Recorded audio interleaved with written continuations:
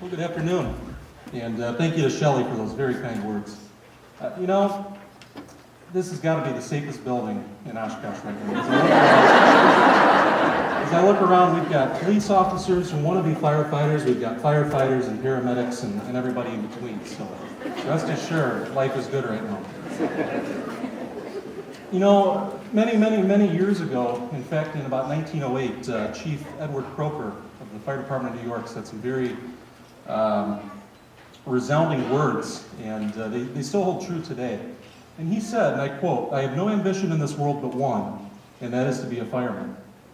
The position may, in the eyes of some, appear to be a lowly one. But we, who know the work which the fireman has to do, believe that his is a noble calling.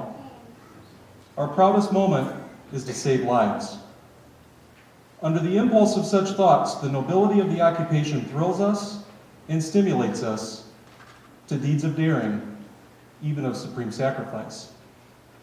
And as I look around the room this morning, I'm humbled, number one, to be up here, but number two, that they have these couple rows of seats blocked off for the firefighters and other emergency personnel to sit in. And if you look up here, none of them are up here because they're all sitting in the back. In most of the classes that we teach in the fire service, the back of the room usually fills up first. And the reason for that is this industry is so humble. And we don't like to put the limelight on ourselves because that's not who we are. Are we heroes?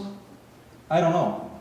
Most of you would probably say we are, but we consider this to be our life's calling and just something that we really love to do within our communities. I stand side by side with career firefighters, with volunteer firefighters, and with firefighters that are paid on call and just love doing the job. And this is something that once it gets in your blood, it's there forever.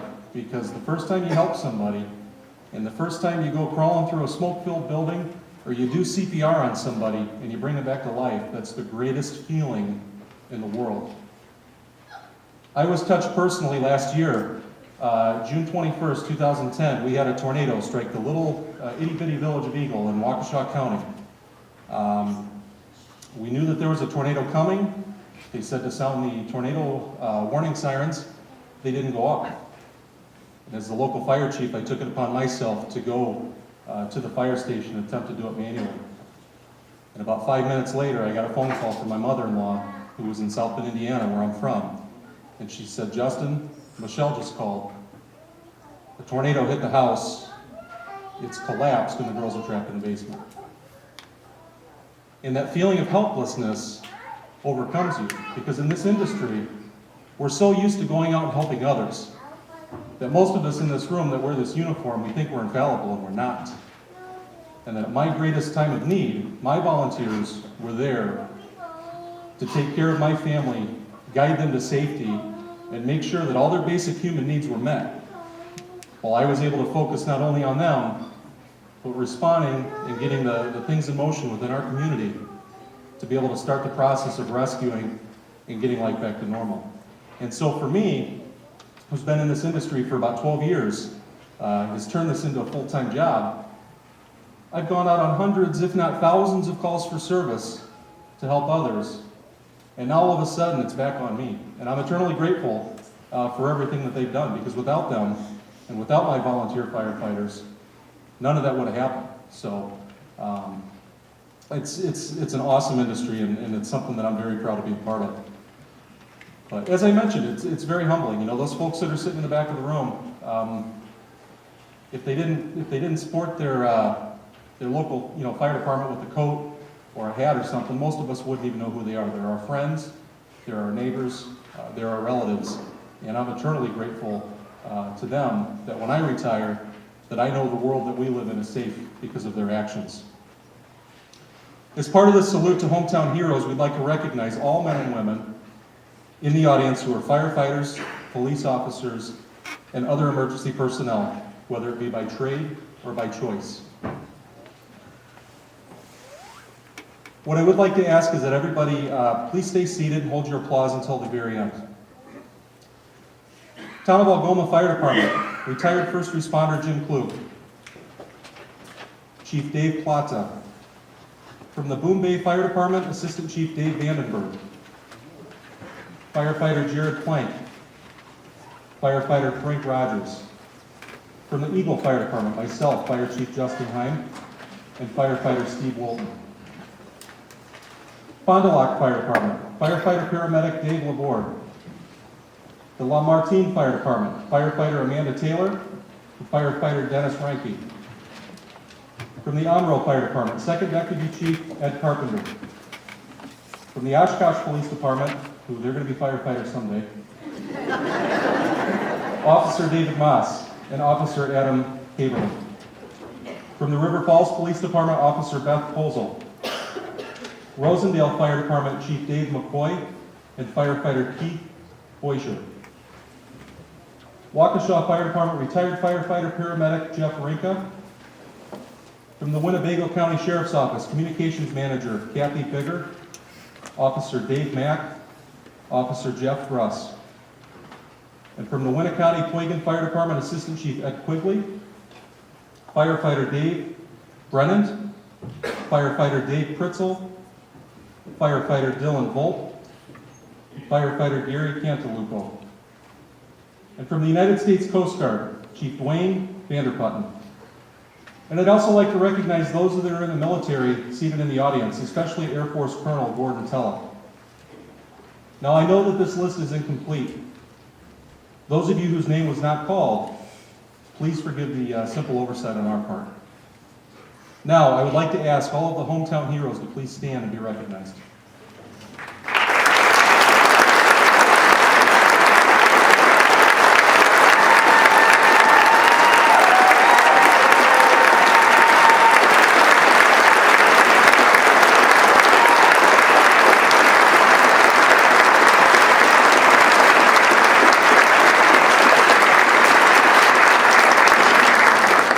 Ladies and gentlemen, please welcome me in welcoming Oshkosh Mayor Paul Esslinger.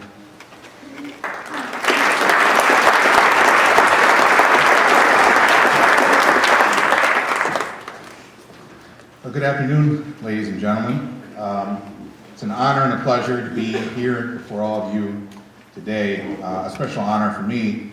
My father was an Oshkosh firefighter for over 30 years, and I still have a uncle that is still living, was a firefighter, and an uncle that is deceased as a firefighter. If I could just talk a minute about the word hero. We hear that in society quite a bit today. And if I could be so bold to say, I think we hear it where it maybe is not appropriate. And here today, it's completely appropriate. And I'm sure if I asked each and every one of you what your opinion or what your definition of hero was, probably get a lot of responses, but I think the general theme that we would hear is it's someone that will put their own life on the line to save you or me or someone else that they do not know. And so the folks here today that we're honoring truly are heroes. And I could just tell a brief story how I came in contact with the Oshkosh Police Department and paramedics here at the last day of September of last year. It touched me. I went over to pick up my father with my 11-year-old son, and my father had been suffering from several health problems. And we picked him up, and he was attempting to get in the vehicle when he collapsed. So he's on the driveway of his home. I knew that the situation was grave, so immediately called 911. Literally, I swear it was 2 to 3 minutes, the Oshkosh Police Department had arrived. And at that time, my father had no pulse and was not breathing. So as I sat off to the side with my 11-year-old son, the Oshkosh paramedics arrived shortly thereafter. And one of the paramedics came over and said, I'm sorry to tell you that right now your father, is not breathing and does not have a pulse. Well, a couple minutes later, he came back and said, we did revive your father and we are going to take him to the hospital. So they took him to the hospital, and about 6 hours later, he did pass away. But the point I'm trying to make here is people arrived on the scene and gave me and my family about 6-7 hours with my father that I would have never had. So for those firefighters and the police department that arrived to help my family, thank you very much. I want to say that publicly. Thank you. Now, with that, I am here to give a proclamation on behalf of the City of Oshkosh, and it reads, I am pleased to present a proclamation from the City of Oshkosh that proclaims today as Hometown Heroes Day. We are very proud of the story associated with the film Airboat Rescue 1, When the Ice Breaks.